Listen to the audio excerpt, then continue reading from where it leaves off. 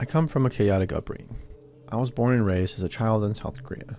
I later moved to Australia with my mom, having lost my father in a homicide. The next few years of my life in Australia were difficult.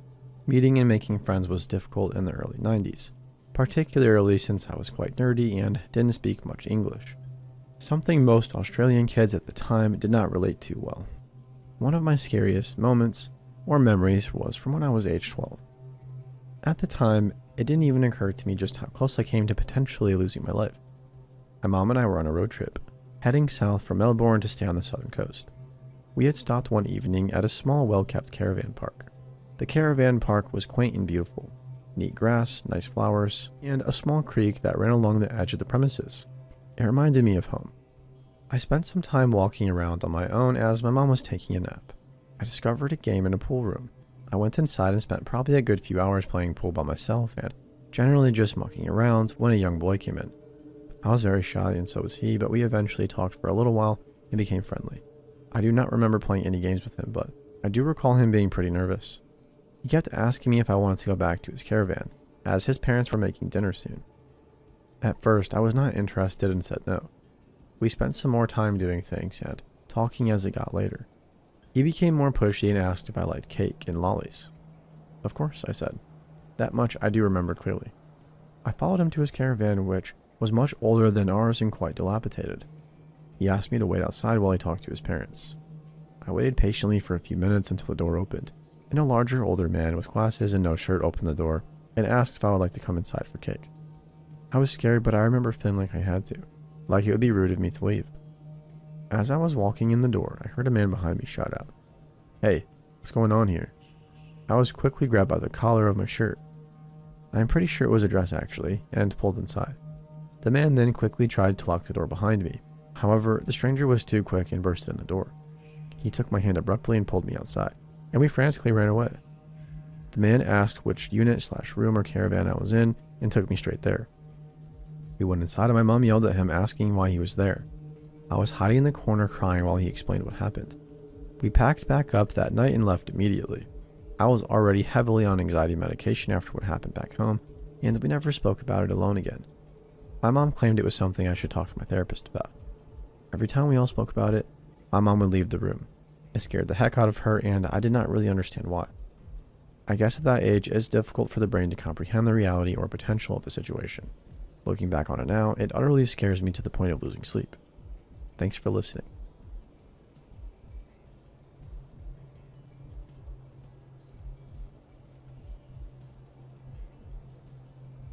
So before I share my experience, which is not so much creepy as quite frightening, at least to me, I must share a bit of background about myself, where I live, and why this happened. I created a new Reddit account to post this story. Hopefully this shows sufficiently how much I would not like my identity to be known. I'm 22 years old and I was born in Northern Ireland. For those of you who don't know, from the late 60s until the late 90s, Northern Ireland was in a sort of civil war called the Troubles. Paramilitary groups like the IRA, UDA, etc. wreaked havoc and nobody was safe from the numerous bomb threats that came in day and night. At one point, however, we were awful to each other. The last detail I'll mention is my dad's occupation.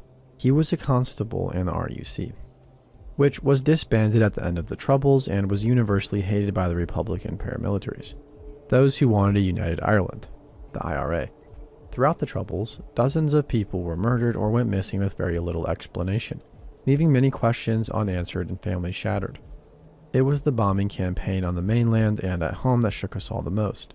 To give context of how long this conflict was active, only 3 months after I was born, a car bomb destroyed a local restaurant in my town. Lengthy context over with. I'd like to share with you the time my family avoided being killed or worse, becoming one of the disappeared. In mid-1995, I had just turned 2, and my memories of that time are the same as anyone's, practically non-existent. My dad worked most nights, and my mom was a part-time classroom assistant, so I really only saw her and my nanny, who used to look after me when my mom worked. Being a January baby, I very rarely got big gifts post-Christmas because the two holidays are so close, but this year my mom and dad had splashed out to get me a toy car. Not a tiny toy car. Did you ever have the car you could sit in with the high yellow roof and distinctive red body? Well, I loved that. Even at 2, I was obsessed with it and used to sit in it while we all ate our barbecues outside. As my mom tells me, it was a wonderful summer. The heat was scorching, and our mini trips down to the caravan by the seaside are staples of the image of my childhood in my head. It started to go wrong, as I am told, just as August reared its head. Dad had been working flat out for a week. However, he was due time off, at least a few days. This was rare, especially during the mid-90s when the RUC was spread exceedingly thin. Another barbecue in our lovely big garden was the order of the day. When the phone rang, my mother excused herself to answer it while my dad continued to cook on the grill. A few minutes passed and I told my dad I had to go to the bathroom. Obviously, being two, I wasn't that eloquent, nor could I use the loo myself. As he was busy, he told me to go and get my mom to do it. While that may sound harsh, where we cooked on the grill and our back door was literally a few steps away and my mom was just in the door, next to the bathroom. Whatever way my young mind worked, I took myself in the opposite direction down the garden. Eventually, I reached the destination I craved. Little did my mom know I'd been peeing around the corner of the house because I was too lazy to go inside. Just as I turned the corner, and I say this with the fuzzy recollection I have, I was confronted with a man, one leg over our fence. The only reason I remember this is because I used to have a dream about the hopping man, just a man who would hop fences, and he used to scare me a lot. When I told Mom about those dreams later in life, I was told this story I'm telling you. I can't remember what he said or if he spoke, but I'll tell you what my dad told me happened. Just as I turned the corner, my dad's eagle eyes were on me. Even though I thought I was being sneaky, my mother stifled a scream. She ran out to my dad to tell him that it was the local RUC station on the phone, and a car bomb threat had been phoned in at our address, and that a bomb squad was en route. She was becoming hysterical when she realized I was gone and dashed about screaming. The neighbors, police officers and security officers for the most part, all leapt into action as they burst out their homes, but I was found. I was found at the foot of a rather steep fence, as if somebody had left me when I became too much effort to carry. The bomb squad checked both vehicles at the house. Nothing. They swept the house and couldn't find anything. However, when they checked the garden, they found something in the strangest of places. As it was described to me, an alarm clock-sized object was sitting inside my yellow and red toy car, which itself rested against the oil tank. My stomach turns when I think of that, and I think of what might have become of me that day.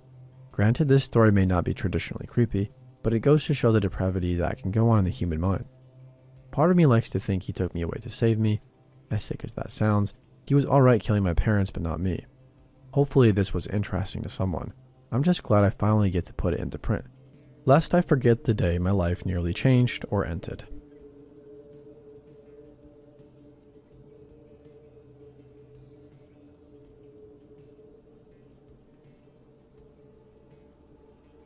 So this happened about 3 to 4 weeks ago, and only now, as I'm stalking hot posts, did I think to post it.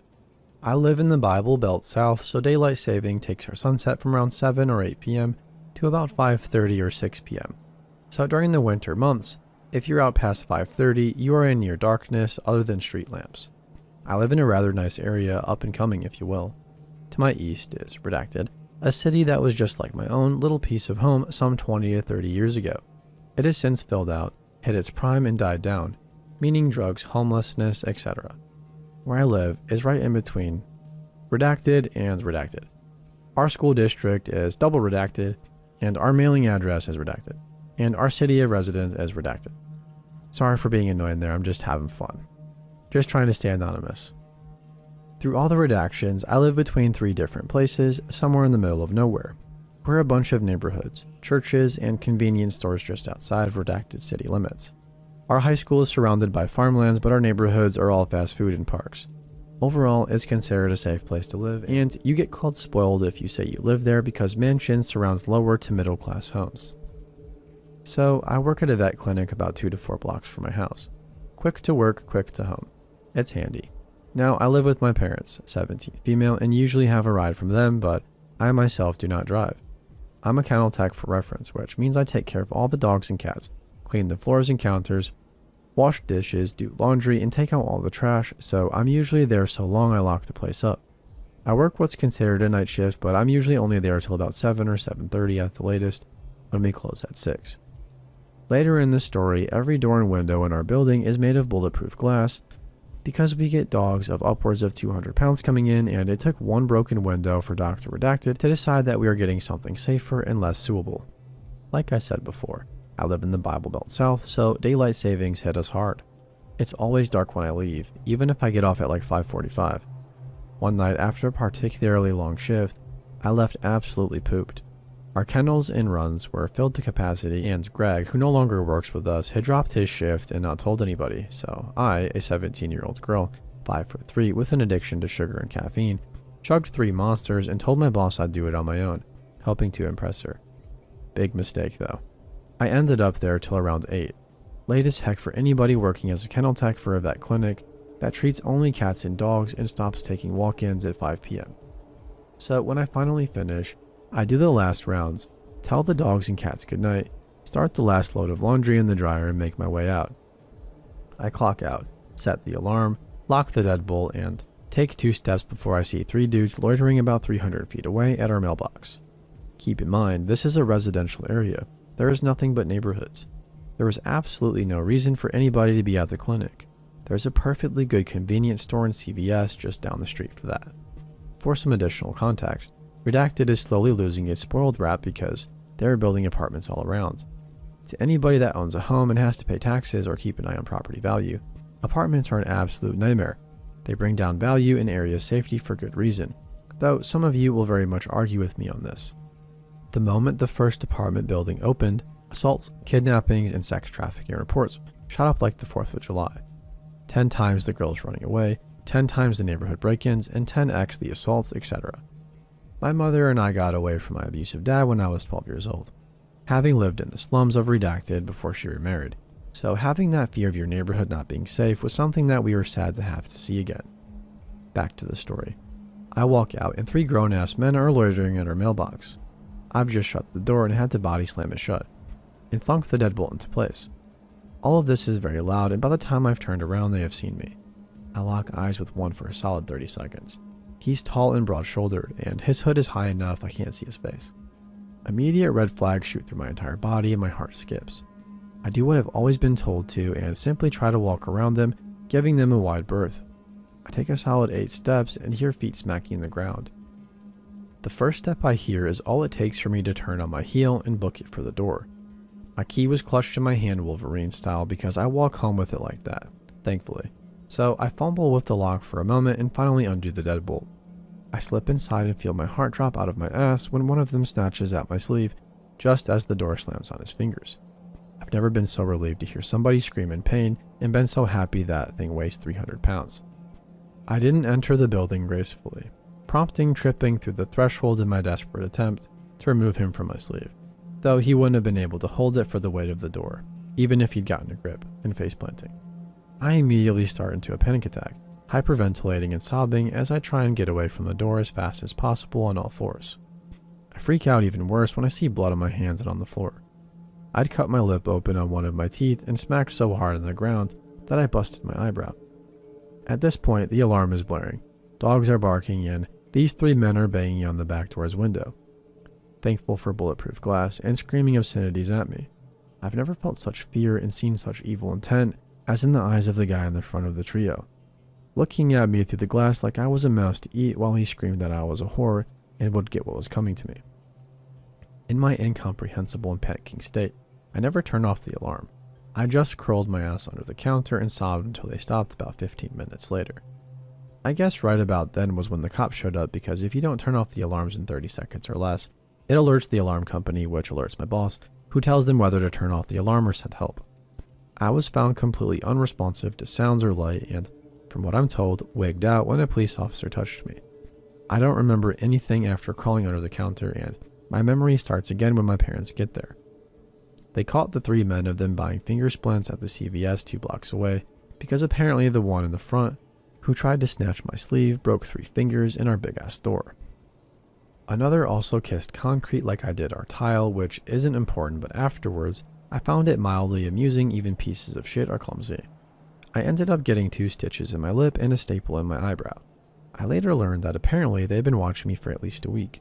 They pulled the surveillance tapes and found out that they'd been waiting at the side of the clinic almost every day but never did anything because I'd either had a ride home or 2 of my bosses stayed and chatted until about 30 or 40 minutes after we closed. All 3 had warrants out for their arrests for drug charges and assaults. One was even linked to multiple car break-ins in the area, and none of them will be walking the streets anytime soon. Though I have their court dates on my calendar notifications because I've been asked to testify in court as a witness and victim to assault since I had to get stitches. I have agreed. Long story short, don't walk home and get a ride if you are able. Always check before leaving a building and never try and walk around. Just go back inside. So creepy weirdos who made me almost crap myself and cost my family about $500 in medical bills and about $300 in psychiatric evaluations must never ever meet after the court dates. Edit. I still work there, by the way, and it's the best job I've ever had.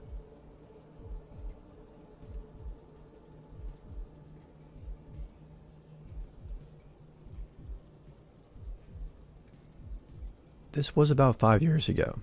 My family was a week away from going on vacation to Virginia Beach from our place in Canada. We usually go there for a week in the summer to enjoy the beach and surrounding area. This takes place before we leave. I'm home alone hanging up laundry out in the backyard around 9 a.m. and I leave the back door unlocked because what's the worst that could happen? My backyard has gates that are already locked. So I'm waiting for the other load of laundry to finish in the washer before I hang it outside and decide to go play some Xbox in my basement. At around 9:30, I hear my back door close.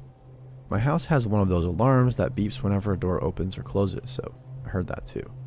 I thought it was my sister coming back from our neighbor's place. Maybe I'll ask her if she can hang up the next load. But why would she use the back door? What's going on? Oh shit. Is it? Yeah, it was. I ran upstairs to see this dude standing in my hallway, shorter and skinnier than I. I'm 15 at the time, about 5'10" and maybe 160 pounds. He's older, about 5'8", 130 to 140 pounds. This is our exchange. What are you doing here? Is Anna here? There is no Anna here. What do you want? I was outside and Anna texted me and said I could come in, but the front door was locked, so I tried the back. I think you have the wrong house, I said. Is this 120 street next to mine? No, this is 120 my street. Oh, sorry man. I have the wrong house, he said. We shake hands, he puts his shoes on, exits through the back, hops my gate, which he breaks and tears off in his car. I ended up calling the police and told them the story of what happened. Their investigation came back with the information that there was indeed an Anna at 120, the street next to mine, but she was 6 years old. Edit. I had envelopes on my counter, don't remember what was inside, and they had been previously closed. I noticed them open after he left. Also, the shed in my backyard had its doors open. They were always closed and stuff inside had been moved around. I think this dude was looking for money and used the Anna story as an escape. The cops also told me that Anna's family's car had been broken into a week prior. Could have been the same dude.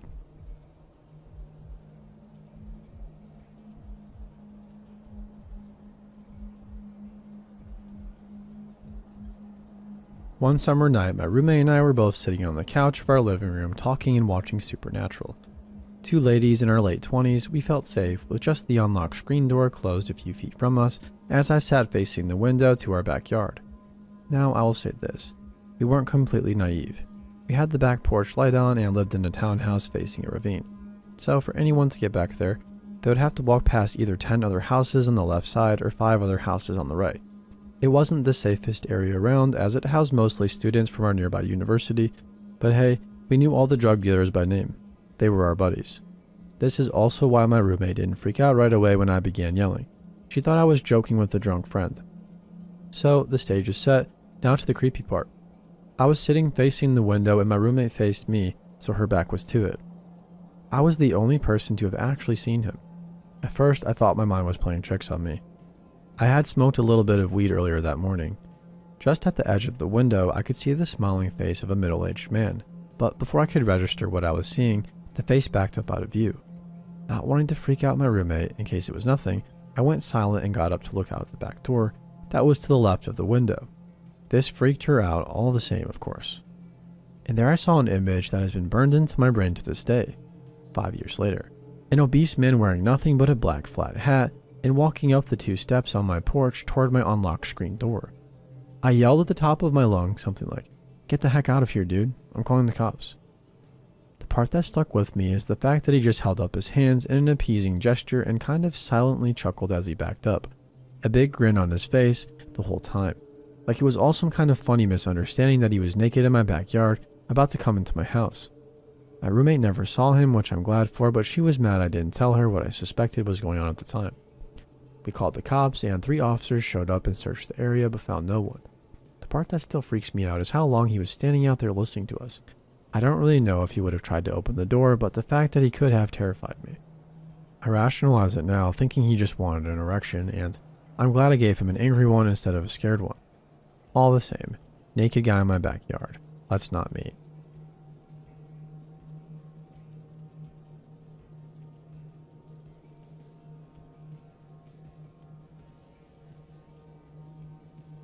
My second year of college was a difficult year. I wish I could say that it was due to organic chemistry or boyfriend drama or anything other than what actually happened. I started out my year in a great dorm. I loved my hallmates, my room, and the fact that a dining hall was less than 100 feet away. Obviously, I spent a lot of time there and I got to know the staff. I had worked in a restaurant for 2 years before going to school, and I could identify with the struggles that come with being a food service worker, especially because I was at a notoriously snobby school, so I sympathized with the staff having to deal with rich kids and their entitled BS. Most of the staff were lovely people, but one in particular seemed to take a real interest in me. He was a young white man not much older than I, named Matt. He always went out of his way to talk to me and ask me questions about myself and how school was going. One evening, I was doing homework in the dining hall around closing hours. Matt sat with me and we chatted for a bit. He said he was off of work and heading to his car to smoke a bowl before he went home and asked if I wanted to join. I had only smoked a few times before, but I enjoyed it and he seemed harmless enough, so I agreed.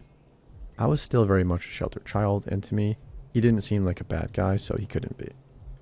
He lit up in his car in the parking lot behind the dining hall, and I got a glimpse of the real Matt. He ranted about how his ex-girlfriend had recently dumped him. He called her a bitch and all kinds of names, and told me unnecessary details about their apparently kinky sex life. The virgin in me was incredibly uncomfortable, only made worse by the paranoia brought on by the weed. He also went on about how much he hated the students at my university, especially the girls, saying they treated him as less than human. I was completely speechless, and when I didn't respond, he tried to apologize for going off, saying that I was different and that he wanted to get to know me better. I remember blurting out that I needed to go, and I got the heck out of Dodge. He got out too and shouted after me to come back, and I thought he might chase me, but he didn't, and I got back to my room safely. I avoided that dining hall like the plague for the next week, and I didn't see him again until the one night that still haunts me to this day. Around midnight, I was walking back to my dorm alone from a function at the Christian Center, which was only about 2 blocks away. I know walking by myself was stupid, but the buses weren't running and I felt bad asking someone to walk with me because there were some steep inclines between the center and my dorm. I was walking along an empty residential street that was just around the corner from my dorm when I noticed a black SUV that was creeping along behind me. It was going so slow that it was hard to not notice. At first, I tried not to panic, but it quickly clicked that it was the same car as Matt's. I started to run when it sped up ahead of me and a man in a ski mask jumped out at me. I just knew it was Matt. From here, things happened very fast.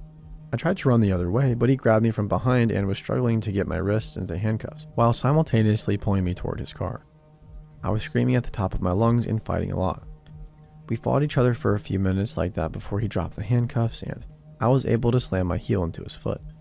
I think those two things and my relentless struggling shook his confidence because he ran back to his car and sped off. Freaked out, I ran back to my room, constantly looking back to see if he was after me. Thankfully, he didn't follow and I was able to call the police. I was very lucky that night, not only because I got away, but also because he was caught shortly after I called 911. He was arrested, and when the police searched his car, they found handcuffs, duct tape, and a knife. During interrogation, he confessed that he was bitter and a bit sad over his breakup and wanted to make somebody feel the pain like he feels it. Nearly a year later, after a painful testimony from me, he was convicted to 40 years in prison with a 32-year suspension for abduction and intent to defile.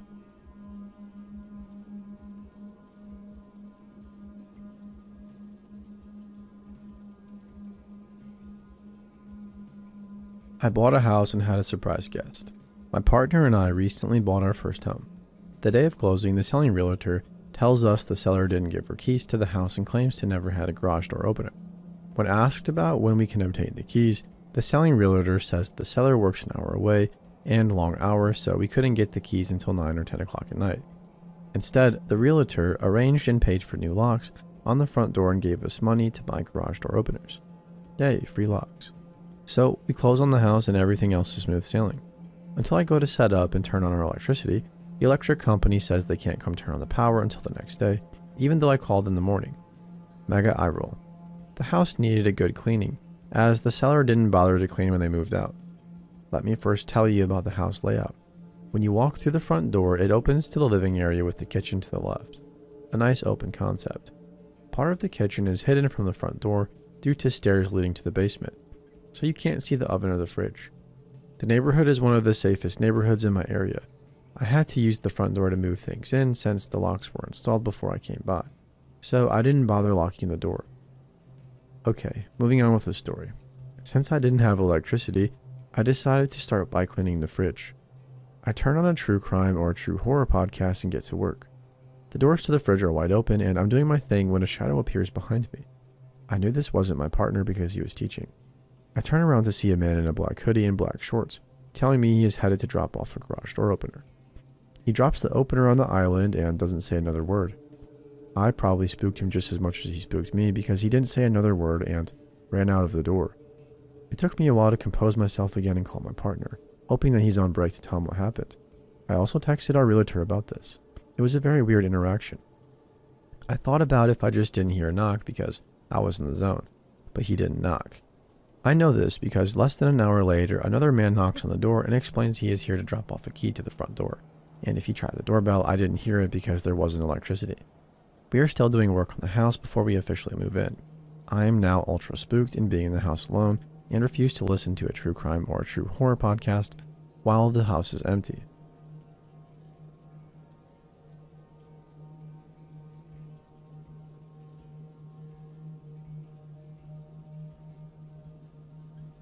It was the summer before my 8th grade, and I believe I was 13 at the time. That summer, my mom had been invited to an alumni picnic for her university.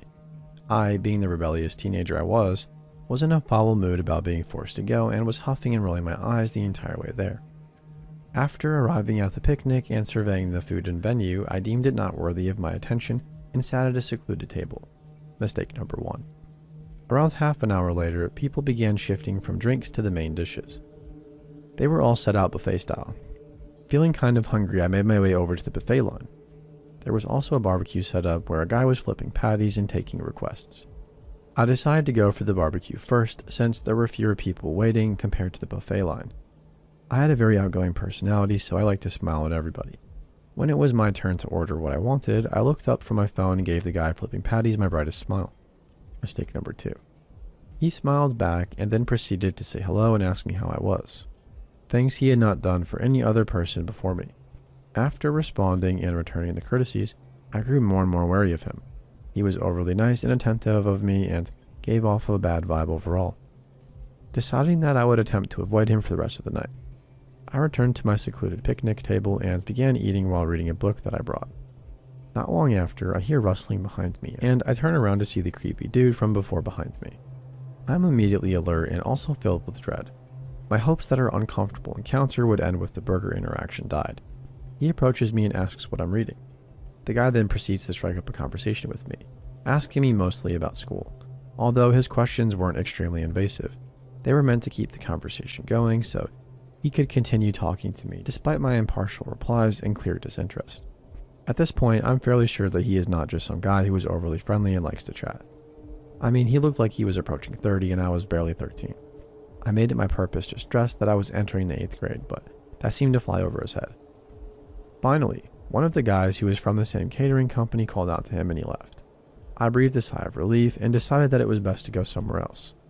The university is located in an extremely safe city, and since I basically grew up on campus, I knew the layout very well. Knowing that I could find my way around and back, I ventured to a nearby fountain where I proceeded to sit and continued to read my book. I had been immersed in my book for probably an hour when I heard somebody call loudly by my fake name. It was the Creeper. I had given him a fake name because being overly paranoid and cautious, I was afraid I was going to get stalked or something. My heart drops and I turn around to see him in a golf cart, but the ones for carrying stuff on the back. I'm not really sure what they're called. I hesitantly wave at him. He drives closer to where I'm sitting and asks, "Do you want to go for a ride?" In that moment, my vision was flooded with red flags. I very quickly said no, and told him I was happy just reading my book here. He asked again, and I replied, no, I don't know you at all. I don't think it's safe. He kept insisting that he was just going to the cafe on campus, where the event had ordered catering from, to pick up some water and fruit, that it would be short. He told me it would be much more fun than sitting there reading. I think we were probably there for at least 10 minutes with me saying no and him relentlessly insisting. I was getting pretty annoyed at this time, and my resolve was wearing. Being a kid who liked to see the best in people and situations, I told myself reluctantly, it's an extremely safe campus with people. I should be okay if I just stay alert, so I finally relent and say fine. However, before I got into the golf cart, I decided to say very seriously while making direct eye contact, I know karate. I will not hesitate to kill you if you try anything. The funny thing is, I don't know karate at all, but he looked thoroughly caught off guard. He kind of laughed and said, don't worry, I'm not going to try anything. I just want to show you around. The ride to the cafe itself is very tense with me sitting at the very edge of the seat. He asks more questions about me and I give him one-word replies. We get there safely and I breathe a sigh of relief. The ride to the cafe itself is very tense with me sitting at the very edge of the seat. He asks more questions about me and I give him one-word replies. We get there safely and I breathe a sigh of relief. He goes into the cafe and asks if I want to come in. He says that there's a lot of snacks and food and I'd be free to grab whatever I want. My brain screamed red flag and I politely declined and waited outside as he stocked up. On the ride back, he grew more bold. He began talking about himself and told me that he had a girlfriend. What? That he is planning on marrying her. About 30 seconds after he told me that, he looked at me, smiled, and told me that he absolutely just loves Asian girls and that they're all just so sexy like me. I am thoroughly creeped out and disgusted and feeling extremely bad for the girlfriend, if he actually has one. He makes more comments on my appearance, like he's done all day, saying, wow, you are just so beautiful. We finally get back to the picnic venue. I say thanks and I'm just about ready to jump off and speed walk back when he turns around from the wheel, puts his arm around me and says, thank you so much, this was great. He then puts his hand on my thigh and rubs it a bit, then squeezes it hard. I was wearing shorts since it was summer, so his hand was on my bare thigh. My stomach flip-flops and my heart races. I managed a small smile that was probably actually more of a cringe and hopped off the vehicle and literally ran back to the venue.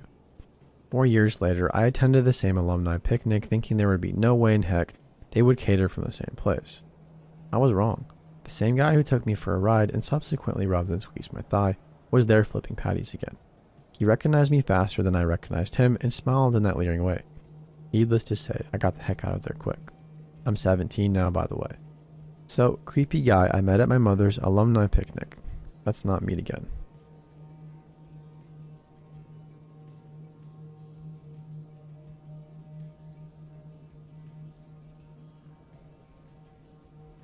Okay, I am new to Reddit and I have been a long time lurker on Let's Not Meet subreddit. After reading all of these stories, I thought I should share mine as well. I am a 5', 32-year-old female. This happened back in 2011. I live in a small university town in the Midwest, and back when I came to live here in 2008, it was a fairly safe place. Not so much these days. Being an international student, I am originally from India. I did not own a car until 2012. As such, I used to bike to and from my house to school. The place that I lived at was a nice house in a nice neighborhood, quite close to the school. It was about a 15-minute walking distance from school and about 7 to 9 minutes on my bike. I lived with 2 American roommates who were married and had just had a baby. My female roommate's mother was over visiting them. Since I biked to school and back often, even at odd hours, all the way up until 10 at night even, I didn't think it was unsafe to do so. As an Indian from a big city, Mumbai, the lack of people on the streets in America has always creeped me out, but I've gotten used to it. This evening, I went to attend an event about women's empowerment and experiences of women taking place at the school library. It ended at about 7 p.m., so I took my bike and started biking home. I noticed that I passed a 40-ish looking man on a bike. As I rode straight, he rode on the road that was at a perpendicular angle. He had a helmet on and a headlight on his bike.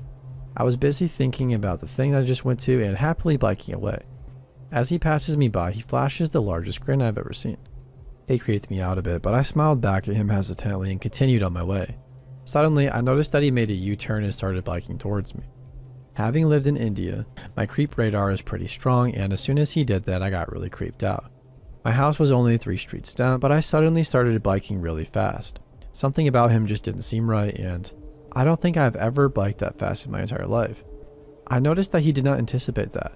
I went so fast that he did not see me going to my house. The house that we lived in had a big garage right beside the house. Between the garage and the house, there was a door that went into the backyard. We stored our bikes in that space. I opened the door as fast as I could with my shaking hands and went straight in. There was no light in the area and I just stood in the dark with my bike. I saw a light coming down the street. I thought it was a car headlight, so I was going to close that door because I didn't want him to notice it open and realize where I lived. But I was too scared to move, so I just stood there, my heart in my mouth. As I suspected, what I thought was a car headlight was his bike headlight. He went biking past my house, craning his neck to see if I was anywhere. He noticed the open side door and sort of tried to look carefully to see if he saw me. I think he didn't see me because it was pitch dark. He continued biking while craning his neck looking around for me. As soon as he went past the house, I dumped the bike, pulled out my keys, and entered through the side door into our kitchen. My roommate's mother, who was in the kitchen, looked up at me to say hi, and as soon as she saw my face, she said, "What's wrong?" My heart was pounding and I was wheezing from having biked so fast. I told her somebody was following me and I biked super fast, and he just passed by the house looking for me while I hid. She yelled for my roommate, and he ran out to see if anybody was still outside the house, but the man was gone. I never saw him again. Maybe his intentions were not bad, but for some reason, he just scared the living daylights out of me.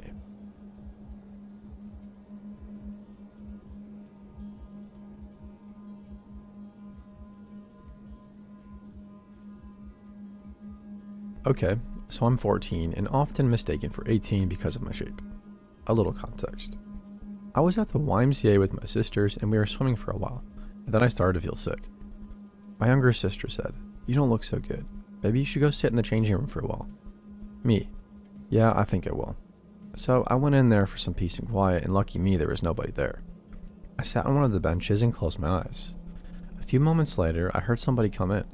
It was a guy that was tall, muscular, and genuinely good looking actually. I brushed it off thinking he was probably waiting on his girlfriend and came to check on her because she was taking too long or something. This is until he approached me and sat right next to me. So close our thighs were touching. I was really surprised. I scooted over and gave him that "What do you think you're doing" look. He smiled at me and said, "Don't worry, girl, I'm not going to hurt you," and proceeded to put his hand on my back. I stood up and backed away. I was scared to run because he seemed athletic, so he probably could have caught me. He asked me, "How old are you, baby?" in a sickeningly sweet tone. I say 14, and he nonchalantly says, "Cool." So I asked how old he was. 23, he said. He then stood up and started walking over to me, and I backed away from him. This is the turning point. I hear a bathroom stall open, and there, standing in all her glory, was the lady who I'll call my hero.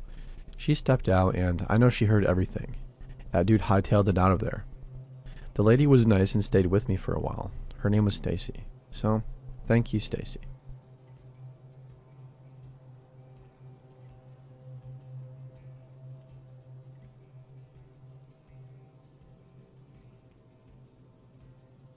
This is my first time posting anything here, but I feel like I have an interesting story to share. I've always wanted to turn it into a book or something, but I've been super busy with school. To start out, this story sort of takes place on and off again throughout most of my life. It starts out as a typical "my parents got a divorce when I was young" situation, but it unfolded into so much more. In fact, I'm still picking up pieces of everything that happened. Just a warning, this is a super long story. I don't blame you if you lose interest halfway in. There's a lot of backstory that I feel is important to understanding what happened.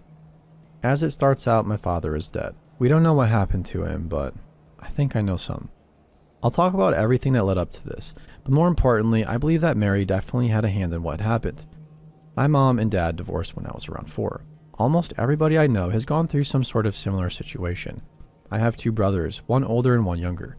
We saw him about every other weekend. He paid child support. You get the gist. One weekend visit, my father introduces us to a woman he's seeing named Mary. Her eyes and hair are dark and her skin is pale. She had an obsession with the color red. Something was immediately off to me, but I didn't really start to know what she was capable of until later. I didn't know it at the time, but Mary is one of the main reasons my parents got divorced. My father cheated on my mom with her. He met her while he was working as a waiter at a Red Lobster. When he moved over to his career at a casino as a slot machine repairman, she followed. Mary would follow my dad anywhere. They got married pretty quickly after my mom and dad divorced, and I never even knew there was a wedding until later. My mom hated her, but she never badmouthed my father or Mary in front of my brothers and me. She felt that it was important for us to make judgments for ourselves, even if this woman was part of the reason her marriage was broken up. We continued to visit what was now Dad and Mary's house on our scheduled time with Dad. I always associated their house with red. Their house was always decorated with strawberries. Mary liked red sheets, and she had red sweaters and pants. It was weird. Mary was just unnecessary drama for a while. Things like buying us toys that we could only keep at Dad and Mary's house, or saying that she and my dad wanted custody of us instead of my mom. I feel like these things were harmless in a way. Every divorcing couple probably has some sort of variation. Things carried on like this for a couple of years. We would have a special variation of Christmas or Easter or whatever aside from what we celebrated with my mom.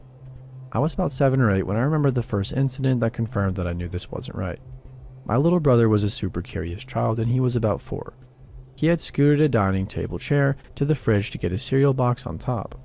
And when he reached up, he pulled down a handgun instead of the cereal box. I panicked and got my dad, who acted really funny about it. My memory is fuzzy, but I remember going home early that weekend. My dad didn't know the gun was there because it was Mary's. It was at this point that my mom started to have trouble with us going over there. My father got worse about being able to come pick us up. He was unreliable for the most part to begin with, but I know that he was 10 times worse when he was around Mary. My mom told me later when I was much older that Mary called our house around the time of the gun incident and said, "I want your life." My mom is a really tough lady. She grew up in East LA, California. This scared her. She was going to get a restraining order soon. I guess what Mary meant was that she wanted my mom's stability. Even as a single mom with 3 kids, she was doing very well for herself and even dating. But even so, how long had she obsessed with my mom before she and my father ever got divorced? What did that even mean? Not long after the phone call, my mom heard her car being smashed into one night. Somebody had taken a brick and smashed the driver window. Nothing was taken. I know it was Mary. We had no way to prove it, but I just know. My dad and Mary had a baby. Her name is Madison. I only remember holding/playing with her for so long. I can't imagine all the stuff she's been through. My mom met and married my stepdad pretty soon after that, and they decided that it would be the best to move to Florida. We had other family there, and there weren't many other jobs where we were living in Tennessee. I don't remember any problems at all when we were so far from my dad and Mary. We stayed for about a year, and then we moved back to Tennessee. My stepdad was able to get a better job again, and we were closer to my mom's parents. This is when the phone calls start. As soon as we moved back, we would get phone calls where somebody would just listen for a few minutes and then hang up. The numbers were always blocked, but I'm sure it was her. She always knew where we lived because we started seeing my dad again. The calls continued for years. It became like an inside joke. We all knew who it was, but there wasn't anything we could do. My father declined it. Anytime I asked him about it, he took her side. We fell into this thing where my mom was the bad guy, and anytime I questioned my dad and Mary's behavior, they were sure my mom was putting me up to it. Things escalated one night when my dad came to pick us up for a visit. My mom and Mary ended up getting into a fist fight where Mary swung first, and my mom punched her so hard that she fell backwards. My brothers and I watched from the apartment we were living at the time. Mom went immediately to the police, but my dad and Mary never even called. My mom didn't press any charges, and the whole incident sort of faded away. We ended up moving into a big house a while after that, where we still are today. Dad and Mary started to have problems and split up. I thought maybe she would be gone for good, or at least gone for the most part, but she never really went away. My dad started to become a person we could somewhat rely on again when she was gone. I got to know my little sister more, the baby they had, and things were okay. She started coming around again though. Whenever she was with my dad in front of us, she would whisper in his ear. My dad would drink more. He became physically ill looking and would start to gain weight. We could always tell when Mary was around because the difference was so drastic. He even officially divorced her at one point, but it was obvious that they still got together off and on. My brothers and I went on with our lives, and we became too old for visiting the way we were. Whole weekend visits became just going to see my dad for an evening. The whole time, however, the phone calls never stopped. They weren't as frequent, but they were in the background, like a reminder that she was always there lurking. When I got into high school, visits from my dad just about stopped altogether. We usually talked on the phone here and there, and I saw him when I had events like a marching band competition, a formal dance, milestones like graduating high school. It was pretty common to go a while without hearing from him sometimes. Mary was only a thought. I hadn't seen her in years. I never saw her anywhere at all. The phone calls had stopped, but only because we had got rid of the house phone. I was a freshman in college, and I remember it being right around Halloween of 2009. I was shopping with my aunt for some cheap decorations at the Walmart by my house. I saw a woman walking slowly behind us, and my aunt and I both did a double take. It was Mary. She was totally following us around the store. She looked like she was maybe 50 years older than when I last saw her, and her clothes were disheveled. My aunt kept elbowing me to go talk to her because we weren't exactly sure if this really was her. It could have been someone who just looked really similar. I worked up the nerve and went up to her. "Is your name Mary?" I asked. "Yes, it is." "Hi, Samantha. How are you?" Using my name like that really caught me off guard. She knew who I was and wasn't bothering talking to me. She didn't even act like she was being caught. I asked her if she had to talk to my dad lately because it had been a while since I heard from him. She swore up and down that she hadn't spoken to him for months, which I later found out was a lie. This was the beginning of my dad going missing. After I saw her, something happened, and it's hard to pin down what, but he completely disappeared. His cell phone was shut off, and when I called his work at the casino, where he had been working for over 15 years, they said that he was no longer working there and couldn't tell me why. My mom and brothers and I called the police to file a missing persons report. We didn't have to wait because it had already been several weeks since we had heard from him. They helped us make a flyer, and we looked and asked all over. Everything leads back to Mary most likely being the last one to see him. By the time we started talking to her, it was mid-November. My mom and I called Mary, and she would tell us that she had in fact seen my dad on the night after Halloween. We honestly didn't know what to believe. When we told the detectives what Mary told us, they had her come in for questioning. She had told the detectives a completely different story, and her dates kept changing. There wasn't any evidence of anything, though, so there wasn't much they could do. The detectives did, however, tell us that we shouldn't talk to her anymore. To quote them, "We don't know what she's capable of." Things went on like this until they found him on January 4th, 2010. My dad was found dead in a storage unit, and he had been in there for 63 days. She wasn't allowed to come to the funeral. My mom and parts of his family put everything together. There wasn't anyone he knew that hadn't heard of her, and everybody felt that she was a bad woman. I found a Facebook profile of hers months after they found my dad. There were only 5 or 6 photos of her and some guy obviously happy, and they were all dated for January 4th, 2010. The next year, on January 4th, 2011, she showed up at my family's house. We didn't let her in, and she kept saying something about having some stuff of my dad's in the car. We told her to leave or else we would call the police.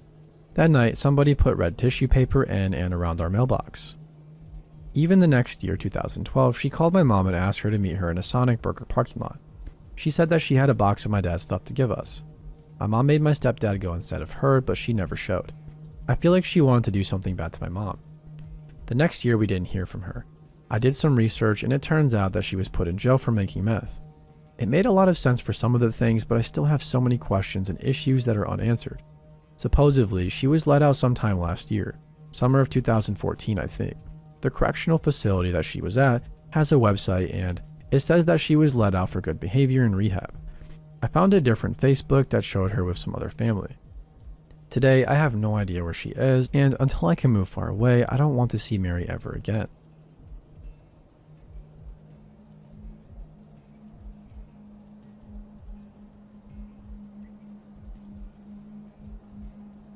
I have lots of creepy encounters during my travels, but I'll start with the most recent one. This is fairly long as I had 2 creepy encounters, one after the other. For clarification, I am Asian with distinct Asian features, 5'1", small, and in my 20s. Last year I went to Egypt with a big group of 40 people. For one night, we stayed at this beautiful villa-style hotel on top of the mountains. The layout for this particular hotel is that there is a very long pool in the middle surrounded by small villas with about 20 rooms per villa. Our group got assigned to the farthest villa from the lobby. It was around 10 p.m. when I decided to go out for a walk to watch the stars and all. My grandma, who I was sharing the room with, was tired and went to sleep early, so I went out by myself. I walked around the pool and enjoyed the weather and the stars. I sat on one of the benches by the poolside. It was then I noticed one of the hotel staff, a bag porter who helped with our luggage when we checked in, approaching me. I thought nothing of it, but he came by and made small conversation. I brushed it off as him just trying to be friendly and courteous to guests. He asked where we came from, and I answered politely. What he said next gave me the creeps. He said his friend was actually looking for a wife from my country. Okay, dude. I laughed it off and lied that I am married. He asked where my husband is. I kind of panicked and told him about my non-existent husband and that he got left behind because he had work. He took out his phone and called somebody, but I guess the person he was calling wasn't picking up. He told me to wait, but my spidey senses were tingling in overdrive. I had 2 options. to walk back to the villa as quickly as possible, but risk letting this man know the room where I was staying at with my grandma, or walk towards the well-lighted lobby, hoping that there are people from my group still there. I stood up and started to walk fast to the lobby. The man was still trying to call somebody on his phone and tried to call after me, but I waved goodbye hurriedly. When I got to the lobby, I was relieved to see our tour leader, our Egyptian tour guide, and probably 3 ladies from our group still there. No more creepy hotel staff. Or so I thought. In the hotel lobby, they have a bunch of souvenir shops set up. One of the ladies I was close with, B, was browsing inside the souvenir shop. Our guide warned us beforehand that some of the stuff they sell at this hotel is fake, or just generally a low-quality tourist trap souvenir, so I went inside the shop to tell B about that, in case she forgot. Inside the shop were B, me, and 2 salesmen. One of them was standing near the door and blocking the only means of exit. B asked for my opinion between 2 paintings, and this salesman standing in front of us told us that these paintings have a different pattern show up that glows in the dark. He asked us if we wanted to see it, and I firmly said no, before B could answer. I had enough for the day and just wanted to go back to our room. However, this persistent salesman said something to this other man standing behind us, who then proceeded to close the door and shut off the light switch. I'm screaming in my head. Maybe I'm just paranoid, but I do not like the idea of being in a pitch dark room with 2 men I don't know.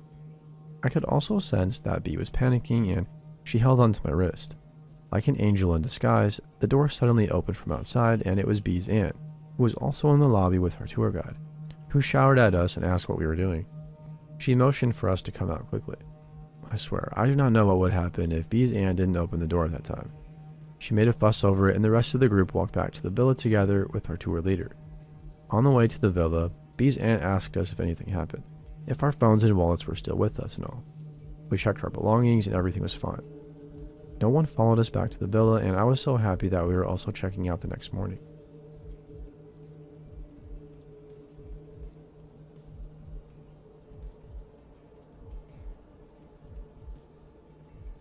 Since many of you seem to enjoy my previous story from my childhood, I thought I would share with you something that happened to me 4 years ago now that still sits heavy on my conscience.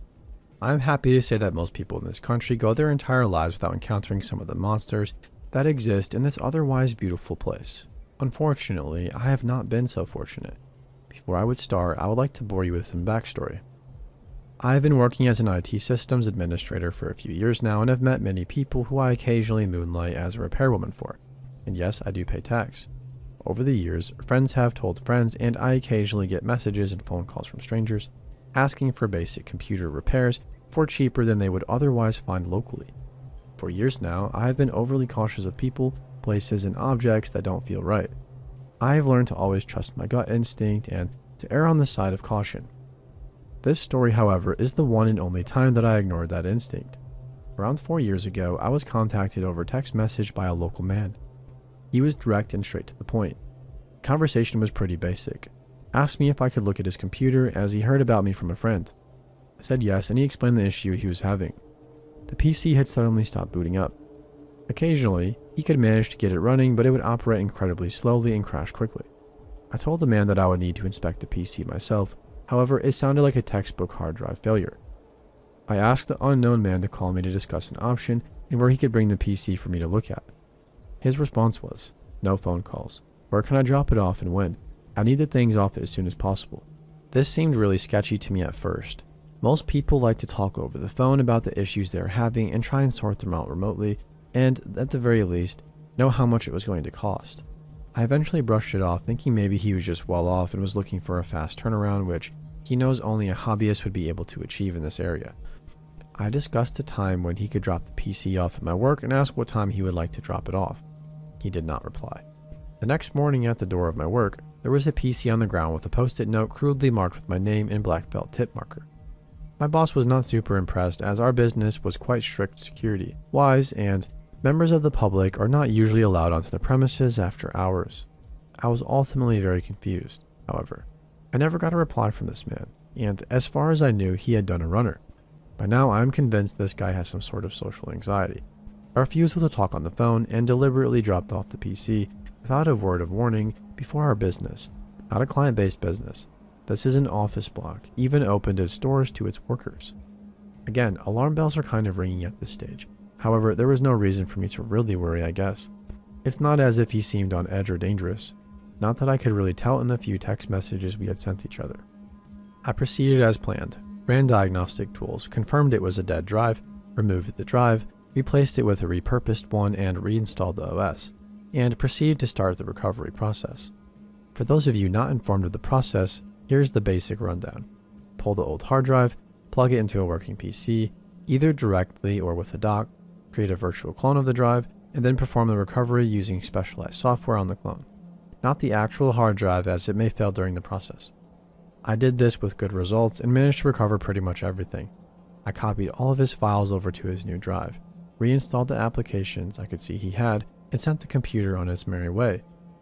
Later that day, I sent the man a message stating that his computer was fixed and he could come pick it up sometime during business hours. He responded a few hours later saying that he was not going to be available until after work. Okay, I thought, that's fair enough, he's probably working too.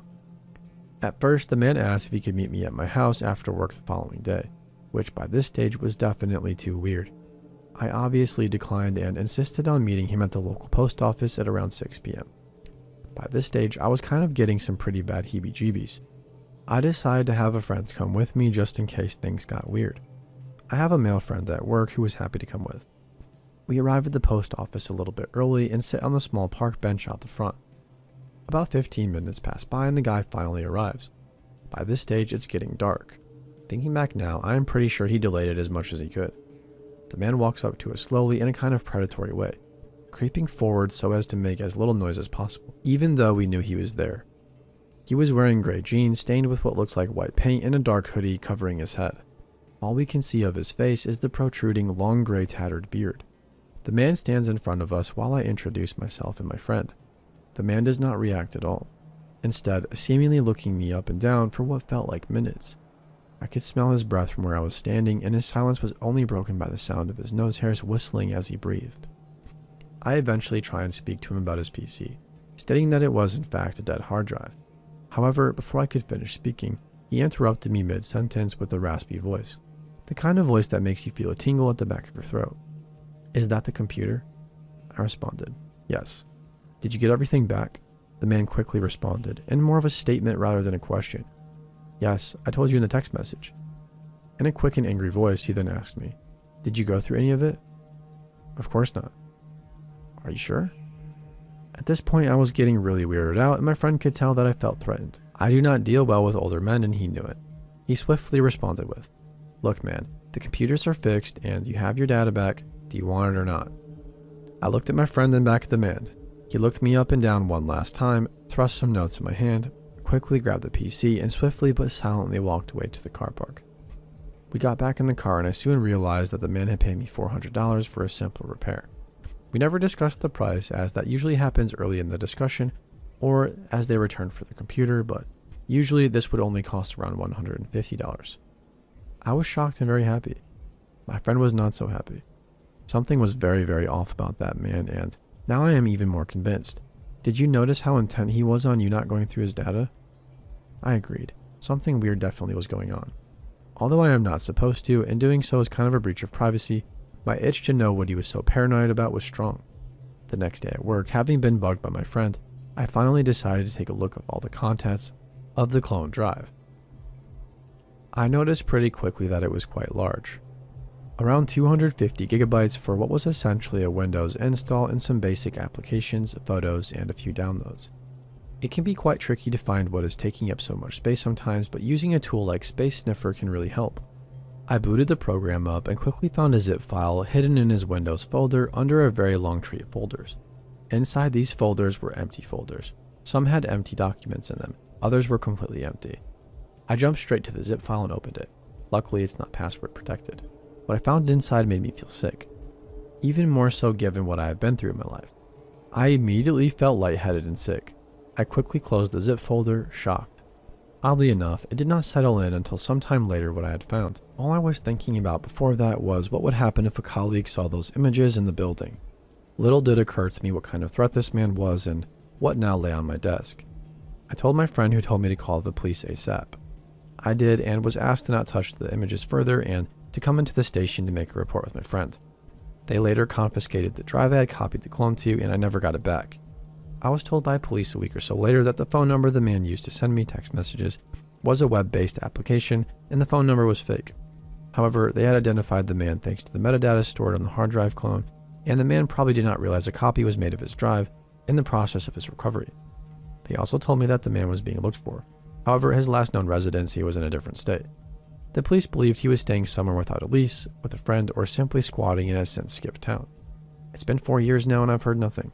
I am still paranoid he is going to come to my office building again or follow me home. I have surrounded my house with self-defense items just in case, and my home feels safe. However, at work, not so much. Like I said earlier, most people go through life without ever seeing the scum of society. I've experienced it myself 3 times now, and I am done. Never again.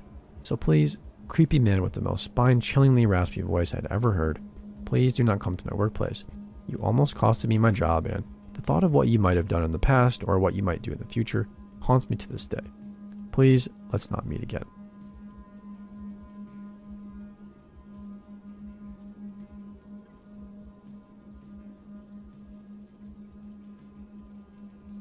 This story takes place in November 2017. I was 18. I'm a very short girl, only 4'10", and I get anxious when somebody even looks at me in a way to suggest that they might not like me. So needless to say, I'm incredibly non-confrontational. My friend and I were out shopping. It was something that we do maybe every few months just to bond since we didn't have much time to hang out due to college. She is just like me, barely 5'1" and very non-confrontational. It's probably why we became friends. On every shopping trip, we would find ourselves in Ann Summers.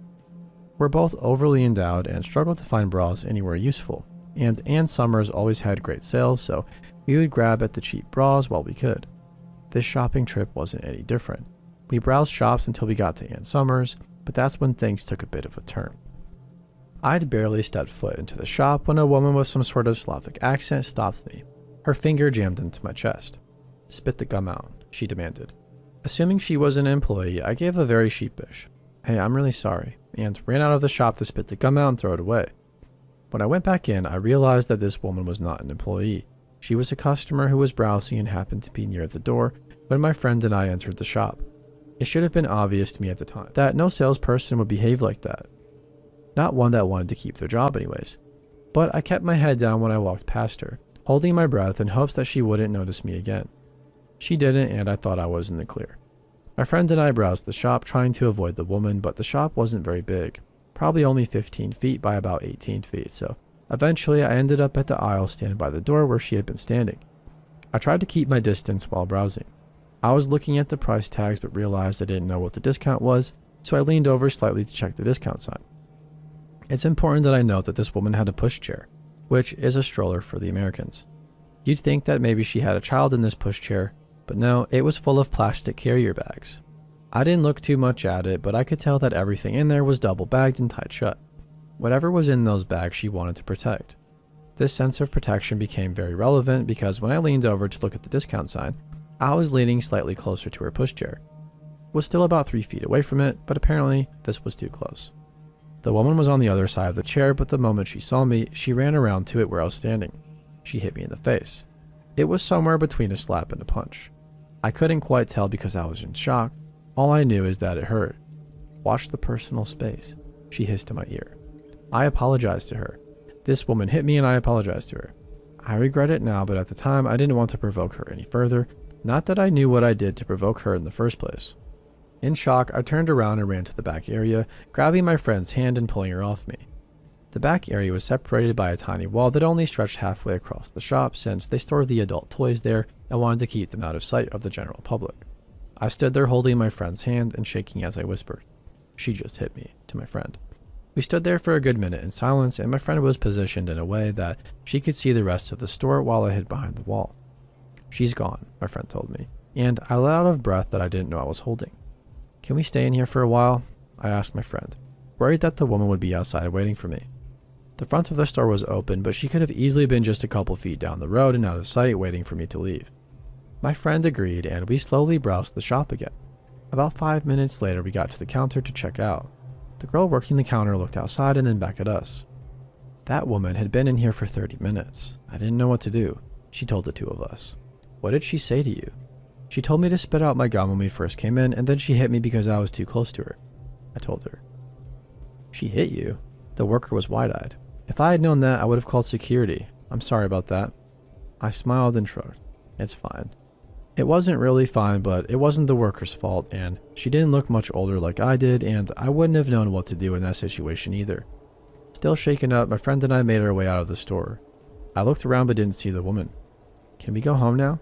I asked my friend. We hadn't finished browsing all of the shops we wanted, but I was so paranoid that we'd bump into the woman again.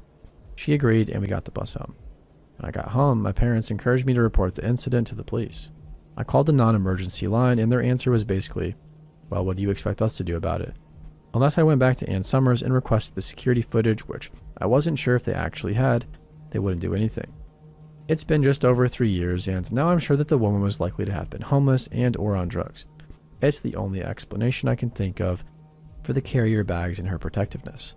It was either everything she owned or drugs, or both. So to the possibly homeless, possibly drugged up woman who hit me, I hope that the current state of the world is treating you well and you're finally getting the personal space you wanted, but let's not meet again.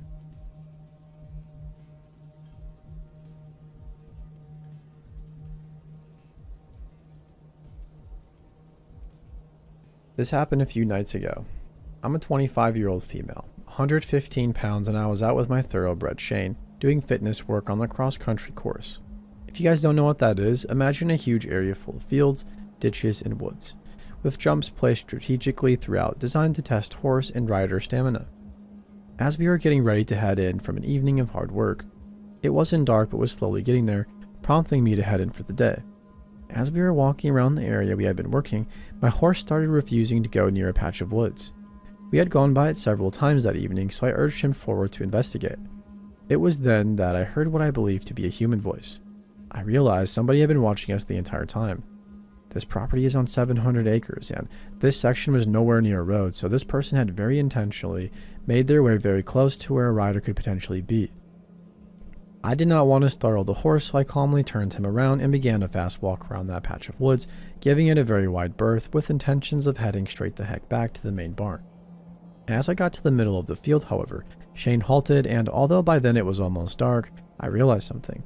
There were people in the woods across the field in front of me too, which is where my safest exit was located. So I now have somebody in the woods 50 yards or so behind me, and what sounded like multiple people in the woods 50 yards or so in front of me. I briefly considered taking the other exit route, but as I mentioned before, this was very far off the road, so my immediate thought process was that they didn't walk here. Yeah, Shane and I could have beaten them to the gate, but if they had a vehicle of some sort, they could have caught up as I was opening it. We stood there for maybe 30 seconds and simultaneously came to the conclusion. If we go now, we will beat them. We basically bolted across the field, slowed up slightly to cross a ditch in the woods, the one they were trying to surprise block me at, and flew to the gate just beyond it. I jumped off, unlatched the gate, and didn't even stop to mount the horse. He's very tall and I'm average height. English saddles are different than Western, and I'm not one of those cool people that can just swing up. I just grabbed his reins, and together we bolted to the barn. Within 20 yards or so, we were hearing distance, and I started hollering. There's people out there at the entrance, guys. Come here. And as soon as I started making a fuss, a four-wheeler started up from behind the gate and hauled ass away. A police report was made, and the next day there was evidence found of 2 four-wheelers, so that makes sense since I was seeing people basically surrounding me. We aren't going to stop riding out there, but the barn owners are taking some precautions, and we won't be out there alone or at night anymore for a while. They may have just been teenagers looking to scare a rider, but either way, not cool, and the fact that they were trying to sneakily block my exit route, I can't imagine the intentions were pure. I'm thankful for my hypersensitive horse. Without him forcing me to pay attention, I may have never noticed the people, especially the ones in front of me moving in the woods. They were trying to be quiet. Shane was a good boy that day.